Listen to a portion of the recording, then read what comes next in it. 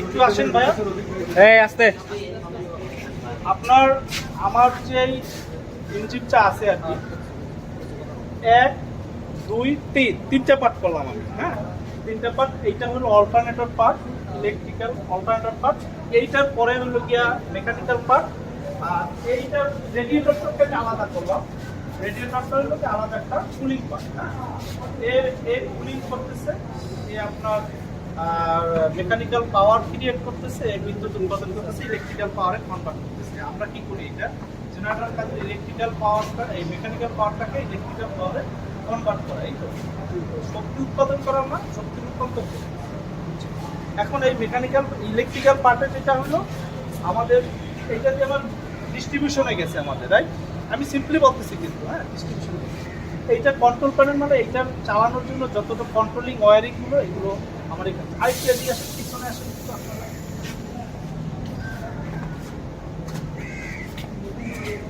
আমরা ওই যে বলছিলাম ফ্লাই হুইলের কথা, না? এইটা হলো আপনার যে ব্যালেন্সিং এর, লোড ব্যালেন্সিং এর, এখানে একটা কাপলার আছে, কাপলিং করা আছে। এখানে আমাদের অনেক সময় অ্যালাইনমেন্ট করে দিই কাপলিং এর।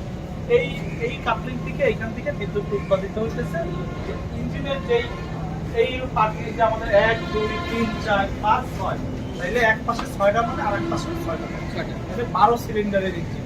হ্যাঁ, এটা ইনজেক্ট হইতেছে এখানে আপনার, এই যে এই ফুয়েলগুলো কিন্তু ইনজেক্ট হইতেছে। আর একটা আপনাদেরকে বলছিলাম, এই যে ওটা কি বলে, এটা হলো কুলেন্ট আছে এখানে। হ্যাঁ, এই যে ফুয়েলটা যাচ্ছে, এই যে ফুয়েলের লাইন। আচ্ছা, আরেকটা আছে এইখানে, যেটা এইটার দুইটারও কাজ আছে। এইটা হলো যে ফুয়েলটাকে মনিটরিং করে, সলিনয়েড, রাইট? সলিনয়েড এইটা দেখবেন কি, যখন আমরা লোডে থাকবে না তখন দেখবেন কি হালকা ঘুম ঘুম করবে, কিন্তু যখন লোডে যাবে তখন দেখবেন যে স্ট্রং হয়ে যাবে। এই দুইটা কিন্তু খুব একটা ইম্পর্টেন্ট পার্ট। এটা যখন আপনার চলে বা চালাবেন, দেখবেন যে এইগুলো আসলে পাম্পিং অফ অন এরকম করতেছে কিনা, ঠিক আছে?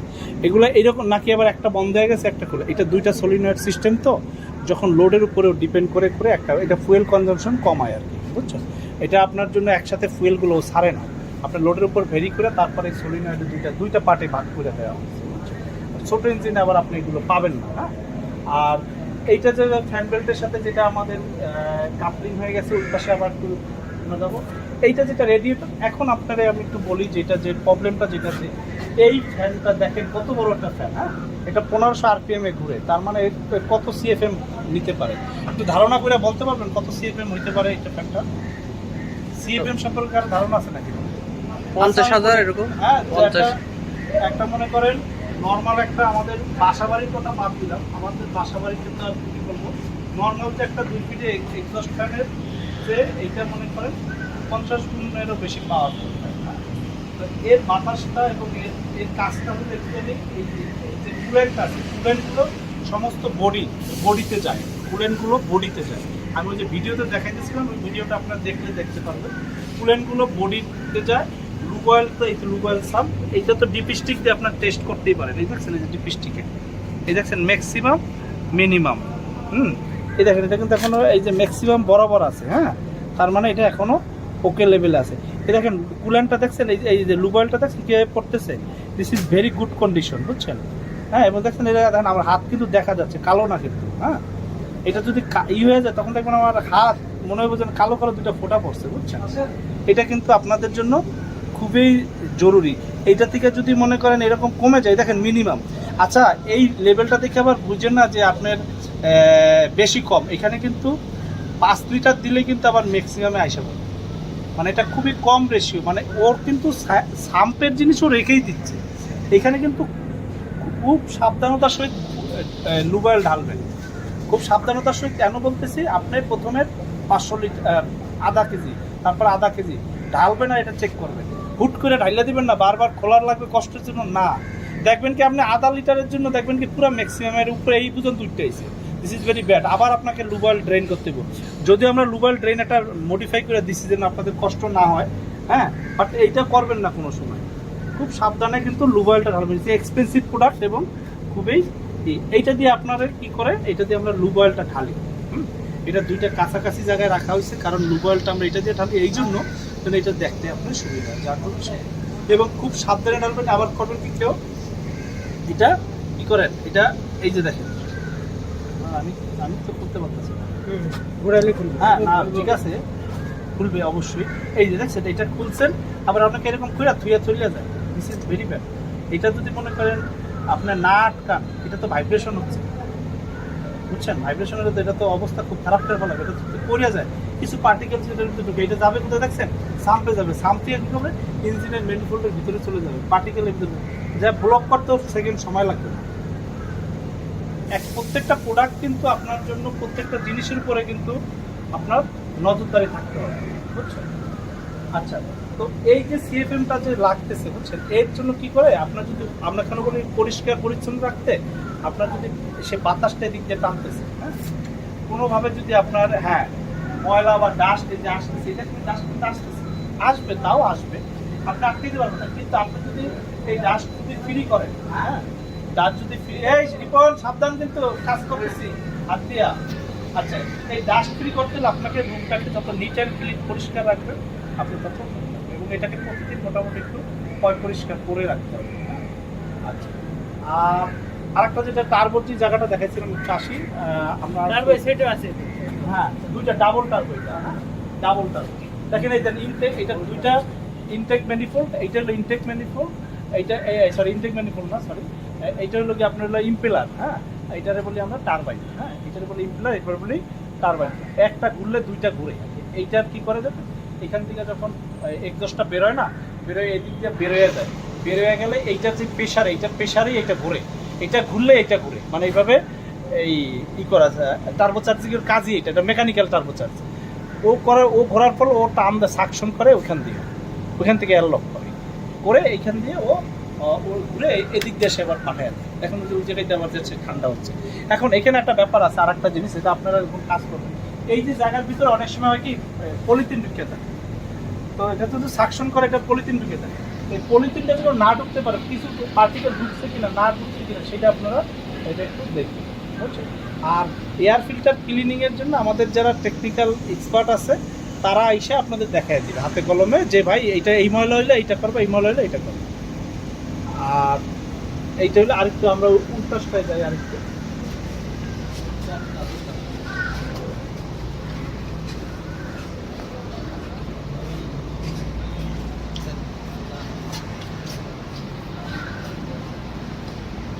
এটা আমরা ইসিএম বা সিপিইউ বা ইসিএম বলি আমরা সাধারণত। এটা একটা পিএলসি কন্ট্রোলার, এটা কনফিগারেবল কন্ট্রোলার। এইটার দিকের কোনো ফিজিক্যাল ক্যাবেল বা কোনো কিছু damage is very dangerous thing, হ্যাঁ। এই প্রোডাক্টটা অ্যাভেলেবেল না, এটা খুব প্রিসাইজ প্রোডাক্ট, হ্যাঁ। তো এটা যদি কোনোভাবে প্রবলেম হয়, তো এটা ভিতরে যদি সফটওয়্যারের প্রবলেম হয় উই ক্যান ম্যানেজ, মানে সফটওয়্যারটা আমাদের কাছে, যদিও এটা এক্সপেন্সিভ সফটওয়্যার, তো আমরা এটা ক্রয় করতে হবে। এখন ওদের সফটওয়্যার হলো আপনার ইয়ারলি কত লক্ষ টাকা দিয়ে জানি রিনিউ করতে হয়, মানে সফটওয়্যারটা এরকম হয়ে গেছে, মানে একবার কিনলে সেটা কমবে। তো যদি হার্ডওয়্যারে কোনো প্রবলেম হয় দ্যাট উইল বি, মনে করেন যে আমরা বিগ প্রবলেমে পড়ে যাবো। তো এইটাকে দেখবেন যে কেউ যেন আইসা এই জায়গা মানে মানে কোনো ধরনের ইনসিডেন্ট করতে না পারে, বুঝছেন? হ্যাঁ, ও কোথাও তো জানলো না যে আসলে কী হলো, দেখা গেলো এই দুটো তার শর্ট করে রাখছে, ভিতরে ইস্যুটা একটা সার্কিট করে গেছে। সার্কিট পুরো মানে এটা রিপ্লেসেবল হয়, এগুলো আপনার রিপেয়ারেবল হয়। ইভেন এগুলো হলো মেনটেন্যান্স ফ্রি জিনিস, মনে করেন এগুলো কোনো প্রবলেম হয় না যদি আপনি কোনো না করেন, ইনসিডেন্ট না করেন না। তো এইটা প্রোডাক্টটা আপনার সরাসরি ইউকে থেকে আপনার আনতে হবে। যদি আমি এয়ারেও আনি তাও 1 মাস সময় লাগে, বুঝতে পারছেন? দিস ইজ দ্য প্রবলেম, মনে করেন। এবং এগুলো আপনি ওয়ারেন্টি পাবেন, সব কিছু পাবেন, কিন্তু আপনার প্রসিডিউরে দেখা যায় যে এয়ারে আনলে আপনার 1 মাস সময় লাগবে। তো এইটা আপনার জন্য একটু হয়ে যাবে, কষ্টকর ব্যাপার হয়ে যাবে। আচ্ছা, আর একটা জিনিস যেটা হলো যে আমাদের এই যে ব্রেদার এক্সটেনশন যেটা, হ্যাঁ, এখান থেকে কিছু ধোঁয়া বেরোবে, হ্যাঁ, দীর্ঘ সময় চলে এখান থেকে বেরোবে। তো এটা বের হওয়াটা নর্মাল, হ্যাঁ।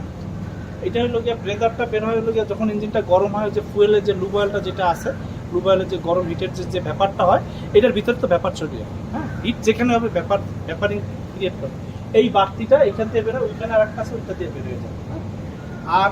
আর একটা, এটা তো আপনার ডায়নামো, হ্যাঁ, এটা আপনার ডায়নামো, এটাতে আপনার যখন বিদ্যুৎ থাকবে না, মানে ব্যাটারিটাকে চার্জ দেয় এই ডায়নামোটা, এই ডায়নামোর মাধ্যমে ব্যাটারিটা চার্জ। এই কানেকশনটা খুব প্রপারলি দেখবেন, এটা 24 ভোল্ট করা হয়েছে, হ্যাঁ। এটা আমি আরেকটু বলি, এটা কিন্তু খুব হাই এফিসিয়েন্সির ব্যাটারি। আমাদের আগে ছোট ছোট ব্যাটারি আসতো, 8টা-10টা দিত, হ্যাঁ।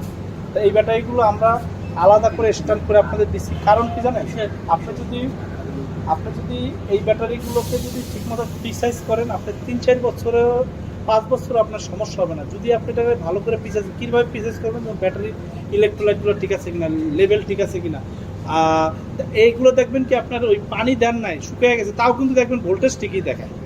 মানে ব্যাটারি মানে এইগুলো যায় একেবারে লাস্ট স্টেজে, যখন আর কোনো কিছুই হয় না, তখন এই ড্যামেজ হয়ে যায়। আর একবার ড্যামেজ হলে তো আপনার রিপ্লেস ছাড়া কোনো উপায় নেই। তো আপনাকে যেটা করতে হবে, যে রেগুলার একটু চেক করতে হবে। তাইলে এটা 4-5 বছরে ওই ব্যাটারিগুলো কিছু হয় না। অনেকে দেখি 5-6 বছর চালায়, অনেকে দেখি 2 বছর চালায় নষ্ট হয়ে যায়। এখন একই জিনিস তো 2 রকম কাজ করতে পারে না। কারণ যারা আপনি মেনটেনেন্স করবেন, ওইভাবে যদি কাজ করবেন, কোনো কিছু সমস্যা হবে।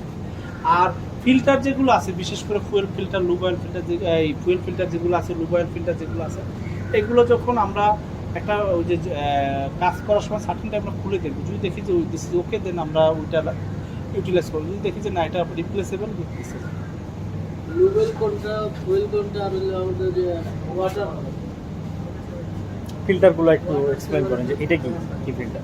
এটা কি ফিল্টার হতে পারে বলেন? দেখেন, ফুয়েল ফিল্টার। তারপরে এটা কি ফিল্টার হতে পারে? গায়ে দেখেন, একটু গায়ে দেখেন, জানেন লুবেল ফিল্টার, এই যে না। হ্যাঁ, তারপরে হচ্ছে কি ব্যাপারটা হচ্ছে, জিনিসটা দেখেন, আমি আপনারা বলে দিব, আপনার কাছে কিন্তু এই থাকবে না। এখানে হচ্ছে ডাটা লেখা আছে, বুঝছেন? হ্যাঁ, এখানে একটা পার্টস নাম্বারও দেওয়া আছে, বুঝতে পারছেন? নাম্বার দেওয়া আছে সামনে সব কিছু দেওয়া আছে, বুঝছেন? এই দেখেন, পার্টস নাম্বার দেওয়া আছে, হ্যাঁ। কারণ আপনি যেমন দেখে বলতেছেন, ওনার কারণ কি, আমি বলে গেলে মাথায় থাকবে না। এগুলো আপনাকে প্রত্যেকটা প্রোডাক্টে একটা করে পার্টস নাম্বার দেওয়া আছে, হ্যাঁ। এরপরে যেমন দেখেন, এই ইঞ্জিনের যে ব্লকের এই যে নাম্বার দেওয়া, হ্যাঁ। এরপর প্রত্যেকটা জিনিস, তো কাস্টারনের ওরা যখন ঢালাই দেওয়া থেকে যখন ওরা বের করে, ওরা প্রত্যেকটা একটা একটা করে কোড নাম্বার দিয়ে দেয়। ওটা যেটা ওরা ছাড়াই করেন, বাট এগুলো তো আসলে আমি দেখি না এখন পর্যন্ত। তো আমাদের ইঞ্জিনের সাথে এগুলো যায় না, কম যায়। আর এই জায়গায় যে বিলসটা আছে আর কি, বুঝছেন? হ্যাঁ, এই যে বিলসটা আছে যেটা দিয়ে বেরোচ্ছে, তো এইটা দেখবেন যে এটা ভাইব্রেশন বেশি করে বা কম করে, বাট এগুলো জাস্ট অবজারভেশন, আর এছাড়া আপনার কিছু করার না। আপনি যদি দেখবেন ভিজিবিলিটি যখন চেক করবেন যে আসলে ওকে আর নট, এবং ক্যাবেলে কেউ হাত দিছে কিনা বা কাটছে কিনা বা কোনো ধরনের ইনসিডেন্ট করছে, হ্যাঁ, এইটা হলো ব্যাপার। আর এটা হলো গ্রিজিং করার জন্য, এটা আমরা রাখি। এটা গ্রিজিং এর জন্য, ফ্যানের গ্রিজিং। এটা আপনাদের হলো এটা 10,000 ঘন্টা পর, 5,000 ঘন্টা পরে গ্রিজিং, ফ্যানের শব্দ আসলে এগুলো করা হয়। এগুলো হাই প্রিসিশন ওয়ার্কস, এগুলো আপনাদের দ্বারা যখন করতে দেওয়া হয় না, এগুলো আমরা সাধারণত আমরাই এগুলো কাজ করে দিয়ে থাকি, বুঝছেন? এটা যখন গ্রিজিং করে, ওরা যে চালায় গ্রিজিং করে দিয়ে আসছে, বুঝছেন? আর ফ্যানের যে টাইটেন করা বলেন, ফ্যানগুলো যে টাইট করা, ই করা, এগুলো আমরা এগুলো খুলে আমরা আপনার এটা কাজের, আমরা এগুলোর কাজ হলো আমাদের হাই প্রিসিশন ওয়ার্ক। আর কিছু প্রশ্ন থাকলে বলেন, দেখেন আমি করতেছি। সাকশন একটা ইন, আচ্ছা, সাকশনে হলো গিয়ে কুল ওয়াটার, কুল ফুয়েল, ঠান্ডা ফুয়েল। ঠান্ডা ফুয়েল এটা কি করছে, এটাকে আমরা আবার বাইপাস সিস্টেম করছি। কেন বাইপাস সিস্টেম করছি? এটা ন্যাচারালি হলো গিয়ে কি, এটা ফিল্টারিং হয়ে তারপরে যাবে, বুঝতে পারছেন? ফিল্টারিং হয়ে আপনার যাবে। যদি কোনো একটা কারণে প্রবলেম হলো বা ফিল্টারিং করতে পারলো না, ইঞ্জিন রানিং আছে, তখন দেখা যাবে যে আপনার ফিল্টারের সমস্যা হয়েছে বা কোনো একটা ইনসিডেন্ট করছে, তখন আপনি এই বাল্ব দুটা বন্ধ করে দিয়ে, এই ধরনের দুটা বন্ধ করা যাবে না, অপারেশনটা এরকম, এইটাকে খুলে দিবেন। এইটা হলো বাইপাস, এইটাকে খুলে দিবেন। এইটা খুলে দিলে এইটা এবং এইটা দুইটা দিকেই যাওয়া শুরু করবে। তারপর এটা খুলে দেওয়ার পর এইটা বন্ধ করে দেবেন, এই দুটো বন্ধ করে দেবেন। এটা হলো এমার্জেন্সির জন্য, অপারেশনের জন্য। এরপরে ফিল্টারে কোনো প্রবলেম হইলো, ফিল্টারটা কাজ করলেন বা মেনটেনেন্স করলেন বা কোনো একটা প্রবলেম হইলো ফিল্টার, তখন এটাকে রিমুভ করার পরে তাহলে আপনি লাইন বন্ধ রাখবেন। এমার্জেন্সির জন্য আপনি এটাকে ফিল্টার ছাড়াই আপনার চালাইতে হবে, যার জন্য বলি আমরা বাইপাস সিস্টেম, বুঝতে পারছেন? এইটা হলো এমার্জেন্সির জন্য। এখন দেখা গেল যে এইখানে আমরা একটা এমার্জেন্সি করছি, এই লাইনটা যেটা করছি, যেমন ধরেন আপনার কোনোভাবে 10,000 লিটার ট্যাঙ্কিতে প্রবলেম হলো বা আউটসাইডে কোনো অসুবিধা হলো, আপনার তো যেটা চালাইতে হবে। দেন আপনাকে এই যে রিটার্ন লাইনটার পরিবর্তে আপনি এই বাল্বটা এমার্জেন্সি হিসেবে বন্ধ থাকবে, কিন্তু এই বাল্বটা কি করবেন আপনারা রিটার্ন হিসেবে এইখানে চালাইবেন, কারণ আপনার যেটা চালাবেন এটা কিন্তু এমার্জেন্সি না, দিস ইজ দ্য এমার্জেন্সি, বুঝতে পারছেন? এখন আপনি যখন খেয়াল করবেন যে আপনার পায়ে ফুয়েলটা যাবে কোন দিকে, এদিকে এই লাইনটা অন আছে, এই লাইনটা অন আছে, এই লাইনটা অন আছে, এইটা অন করবেন, এদিকে দেখেন লাইন ক্লিয়ার। এখন এইখান দিয়ে লাইটটা যাবে ওদিকে, এই লাইনটা অন আছে, তাই এটা বন্ধ থাকবে। বন্ধ করে ওটা নর্মালি বন্ধ থাকবে, বুঝছেন? এই হলো 1 ইঞ্চি পাইপের কাজ, বাট যেটা হলো সাকশন এবং এটা delivery। বন্ধ থাকবে কখন? এটা সবসময় বন্ধ থাকবে। সবসময় বন্ধ থাকবে। এখন জি। খোলা? এখন খোলার কারণ এখন তো আপনার 10,000 লিটার ট্যাঙ্কিতে আপনার তেল নাই। 10,000 তখন ফালাইতে পারতেছি না, তেল ফালাইতে পারতেছি, কিন্তু উঠাইতে হলে তো আপনার ওই তেল দিতে হবে আরো 10,000 লিটার, তা নইলে ওই যে পাম্প আবার উঠাবে না। তো এটা হচ্ছে ওভারফ্লো, কাইন্ড অফ ওভারফ্লো। হ্যাঁ ওভারফ্লো না, ওভারফ্লো Overflow হয়ে- দেওয়া হয়েছে। কোথায়? আট ওভারফ্লো আসেন, এদিকে আসেন। টাঙ্কির ওভারফ্লো এইটা হলো এমার্জেন্সি রিটার্ন বলতে পারেন আপনি। এটা এমার্জেন্সি রিটার্ন। কোথায় থেকে রিটার্ন? এটা ডিজি থেকে রিটার্ন। আচ্ছা, ডিজি থেকে এটা হলো জেনারেটর ওভারফ্লো। জেনারেটরের না ওভারফ্লো। না, আমরা ওভারফ্লো কোনটারে বলো? ওভারফ্লো বলে যে উঠতে পড়ে, এটা তুই উঠতে পড়তেছে, এটা না, এটা রিটার্ন বলবে, সবসময় রিটার্ন রিটার্ন, বলবে। ঠিক আছে। এখানে আমার টার্মসে ভুল করলে বিপদ কিন্তু, হ্যাঁ। এইটা হলো রিটার্নের দুইটা লাইন আছে, একটা হলো 2000 এর লাইন করা, একটা হলো 10,000 এর লাইন করা। আচ্ছা, এইটা সাধারণত হ্যাঁ, এইটা হলো রিটার্নটা আপনার হলো রিটার্নটা যখন, এইটা হলো আমার এমার্জেন্সি পারপাস, যখন আপনি যদি 10,000টা শাটডাউন হয় কোনো একটা সময়, শাটডাউন মানে কোনোভাবে যাচ্ছে না, তখন আপনি এইটাই করেন। এখন এইটা কেন এমার্জেন্সি করা হয়েছে? এখানে দুইটা জিনিস দেখেন, এখানে একটা ইলেকট্রিক্যাল পার্টিকেল, এই পাম্পটাকে আমরা অটোমেশন করছি, ওই মোটরাইজ দিয়ে অটোমেশন করা হয়েছে। এইটাকে একটা লেভেল আছে, এটা লেভেলের আমার সেন্সর দেওয়া হয়েছে, এটা নির্দিষ্ট লেভেলে নামলেই এই পাম্পকে সিগন্যাল দিয়ে পাম্প চালু করবে। পাম্প কোথা থেকে তেল আনবে? 10,000 থেকে তেল নিয়ে আসবে, পাম্প অটোমেটিক ফুল করবে। এই পর্যন্ত আসলে পাম্প আবার বন্ধ হয়ে যাবে। এইটার সাথে এইটা সম্পর্ক না, এই আলাদা চালু হবে এবং আলাদা বন্ধ হবে। এটা 2 ঘোড়ার পাম্প, হাই এফিসিয়েন্সি পাম্প দেওয়া হয়েছে যেন আপনার কোনোভাবে প্রবলেম না হয়। এইভাবে এই ট্যাঙ্কটা ফুল করবে। জি বলো। এই জায়গাটা একটা ভালভ দিয়েছেন আমাদের ইমার্জেন্সিটা, এটা আমরা ইমার্জেন্সি লাইন, এটা ওই ট্যাঙ্কিতে যখন কোনো আমরা মেনটেনেন্স করবো বা সমস্যা হবে, তখন আমরা এটা খুলে দিয়ে আমরা এটা দিয়ে চালাবো। এবং আপনি সর্বোচ্চ আধা ঘন্টা থেকে 40 মিনিট প্রিফার চালাইতে করতে পারবেন। কিন্তু যখন আমি ওই ট্যাঙ্কির আমার কোনো সমস্যা হবে, আমরা মেনটেনেন্সে যাবো, তখন ওই লাইনটা আমি বন্ধ করবো কীভাবে? এখানে বাল্ব, এইটাই বলতেছি।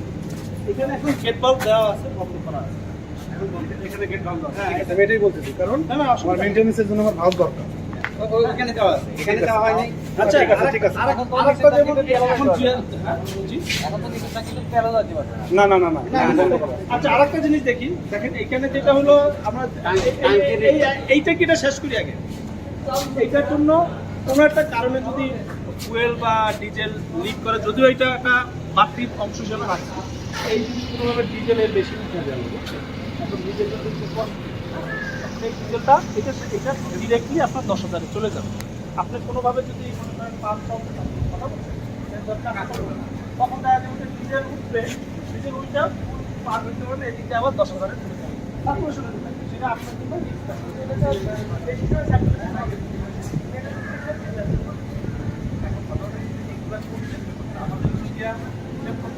চালু হয়ে 2 ইঞ্চি টায়ার পাইপ এই আবার ফিল আপ করবে, এরা তো ফিল আপ করতে 2-3 মিনিট সময় লাগবে, বুঝতে পারছেন? আমরা ওদেরকে 50% রাখছি, 50 to 90% করে দিচ্ছি। ও পারবে কেউ চালু হইয়া, ও দেখবেন যে আপনার আবার লেভেল আপ করে দিয়ে এখন মুখটা কি বলতেছে, 2,000 লিটার রাখেন, নয়তো ম্যাক্সিমাম ধরেন যে 1 ঘন্টা একটা ইন্টারভ্যাল এটা চালাইতে পারবেন। এটা base on ambient temperature, base on ambient temperature, ambient temperature. আচ্ছা, এখন এইটার ফুয়েল টেম্পারেচার কত হইলে কাট করবে জেনারেটর শাটডাউন হবে? কোনো লিমিট দেওয়া আছে? লিমিট দেওয়া না, আমরা যে ইঞ্জিন চালাইতে পারবো, right right not recommended, Right. যেহেতু টেম্পারেচারটা অনেক হাই, নট রিকমেন্ডেড। আচ্ছা, এখন যদি এই ফুয়েলটাকে আমি আন্ডারগ্রাউন্ডে পাঠাই, তাহলে কি হবে? আপনি সেখানে যেমন ধরেন 10,000 লিটারের জায়গায় কিন্তু 10,000 লিটার ট্যাঙ্ক, আপনি যদি এটা 5,000 লিটার দেন, এটা 2,000 দেন, তাহলে চালাইতে হবে। এখন মনে করেন যে এই 2000টাই সার্কুলেট হবে, ওইখান থেকে এখানে আসতে পারবে। এখন Underground থেকে এখানে ব্যাপার কিনা। আছে, এইটার 1000টা যে যাবে, মানে এটার 1000 ফুট জায়গায় যে 1000-এর যে বটম লে, ওটা তো এই পাম্প থাকতে পাবে না, পারবে না।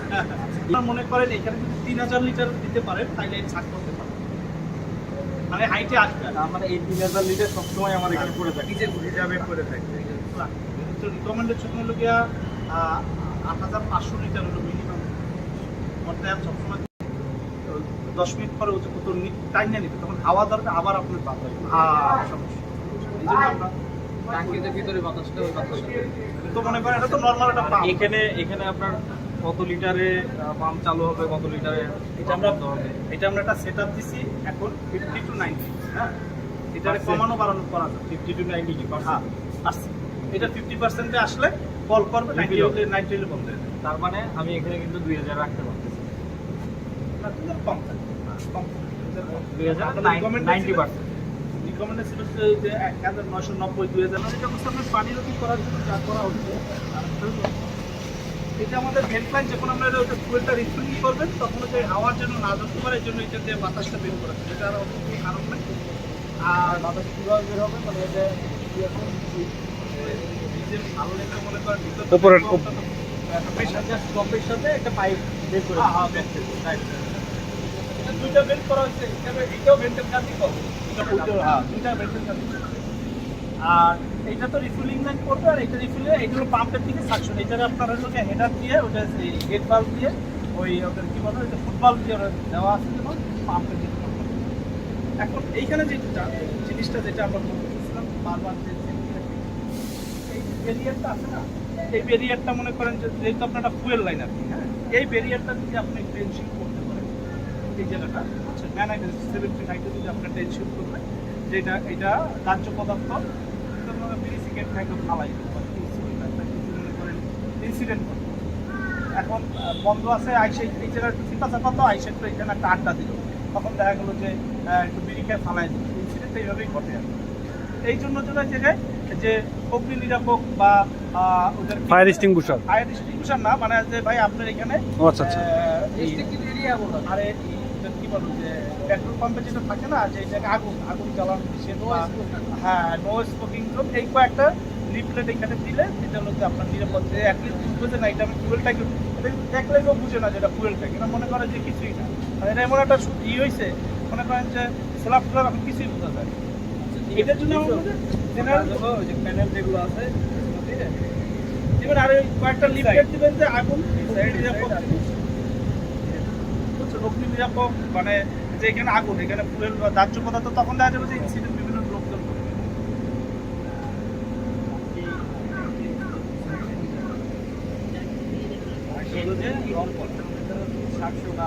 আপনি ঠান্ডা করতে পারবেন না, ঠান্ডা করা ঠান্ডা হবে ন্যাচারালি, ঠিক আছে?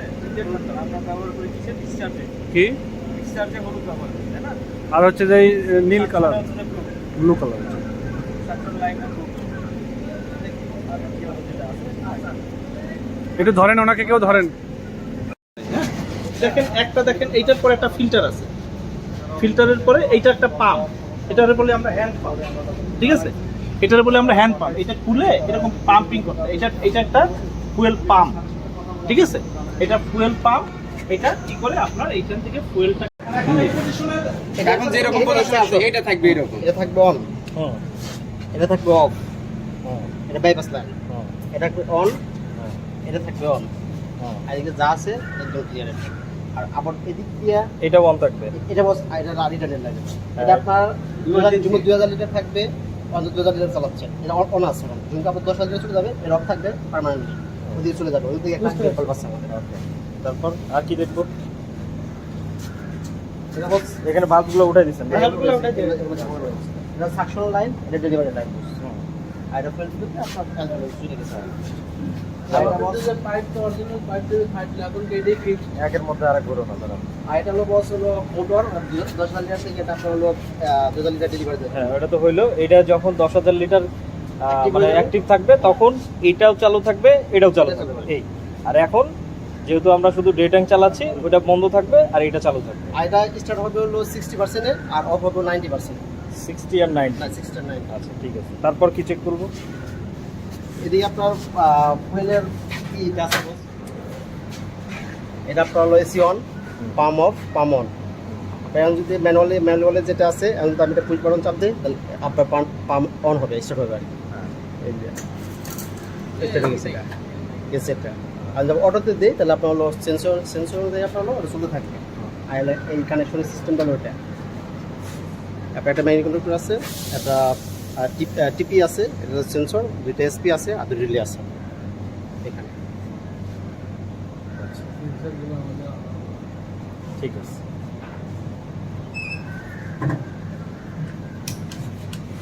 আমরা কি হ্যাঁ, এরপরে আর কি দেখার আছে কিছু? এখানে আর তেমন কিছু দেখা নেই। ঠিক আছে, তাহলে এখন আমরা চালু করতে পারবো। করেন। আর জেনারেটর চালু করার আগে অবশ্যই আপনারা এমনি তো দেখবেন অ্যাজুয়াল যে লুব অয়েল কুলেন্ট এগুলো একটু চেক করে নেবেন, বাইরে পানি 1 সপ্তাহ পর দেখেন, ঠিক আছে? নর্মালি কমে না, যদি প্রবলেম থাকে সেক্ষেত্রে আপনার এটা কমে যায়, তারপরে 1 সপ্তাহ পর একটু ই করে দেন। আর অবশ্যই আপনার ডিস্টিল ওয়াটার ইউজ করবেন, আবার এসিড ইউজ করলে তাহলে আবার ব্যাটারি নষ্ট হয়ে যাবে। 1250 ফিক্সড করে দিয়ে আছে আমাদের। হাইড্রোমিটার টেস্টের কি প্রয়োজন আছে? হ্যাঁ, টেস্ট করতে পারেন, কোনো সমস্যা নেই, টেস্ট করে আসা। আমি কি চালাবো হ্যাঁ চালু করেন। দাদা? চালাবো?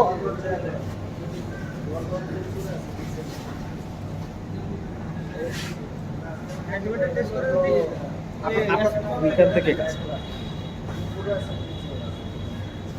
স্টপ করে থাকে ম্যানুয়াল নিয়ে আসতে হবে, তারপর সবুজ বাটন চাপ দিলে স্টার্ট হয়ে যাবে।